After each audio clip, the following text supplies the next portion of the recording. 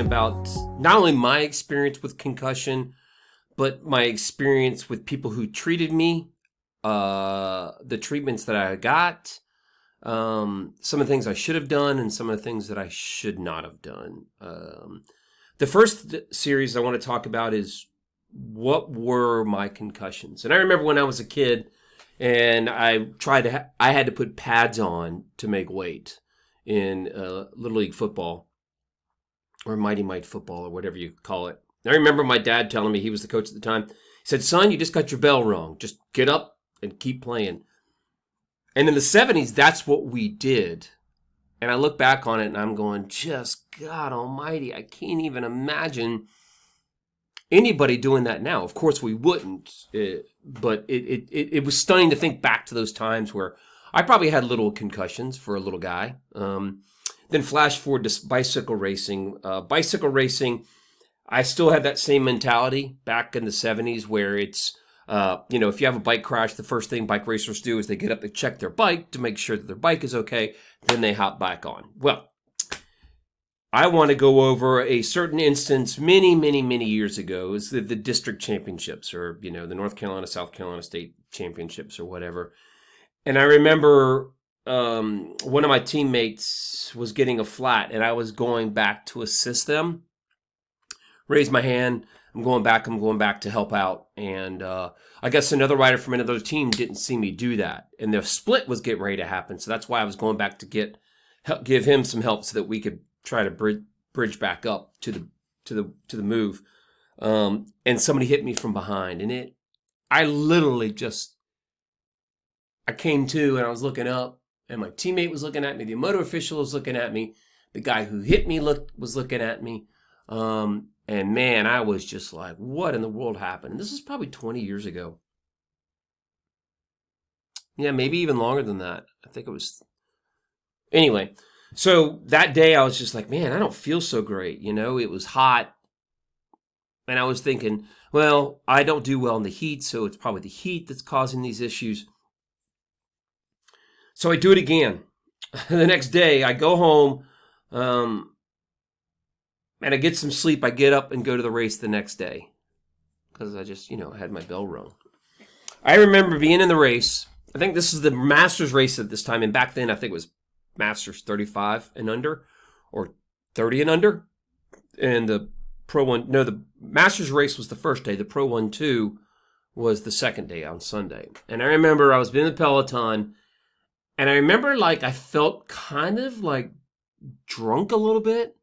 I wasn't doing very well at processing things. And in bike racing, you got to do it. I remember succinctly coming up on a right-hand turn. Everybody was turning. I didn't. I went straight. Crashed again. Got back up on my bike. And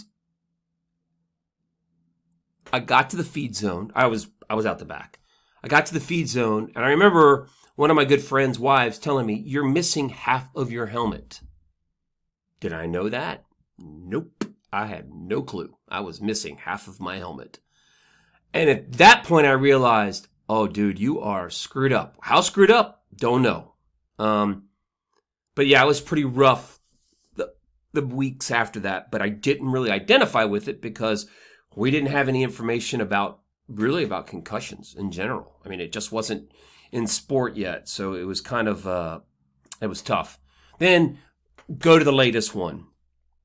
I was on a group ride in Charlotte with some friends, and it was like a charity event. And one of my clients was on the inside.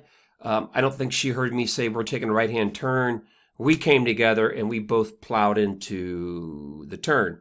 And at that point, after my experience working with athletes that have concussion and my own personal experiences with concussion, I knew that she had one, and I know for a fact I had one. And I refused to go to the hospital because I thought I knew what I was doing, and I probably should have gone to the hospital. I had other friends that were going to help me out. But I told the EMS guys, I'm fine. I know that I've got a concussion. I'm fine. I know that I got a concussion. I just didn't realize how bad of a concussion I had. A year later after that, I was still dealing with the symptoms of my concussions. I understood them better at that point. I knew them better. I've seen it with other people and how it affected them. I just was living that moment. And I was combative. My sleep changed, my eating changed. I got depressed. So yeah, it was a bizarre situation. And today I wanted to talk about those 3 concussions or 4 concussions and what I learned from each one of them. And then tomorrow what I'm going to do is go over what I should have done after the first and second one and what I should have done even better after the last one I had, which is probably 3 years ago now, 2 years ago, and what changes they've made in my life. So that's session number 1, is telling you guys what happened to me. And I'm sure there's a lot of you guys out there that can relate to what happened to you 15 years ago relative to now. And that's what we're going to talk about tomorrow, is what I should have done better. And then the following day, we're going to talk about the science side of it. All right? Peace. Hey guys, if you want frequent updates, punch that subscribe button below.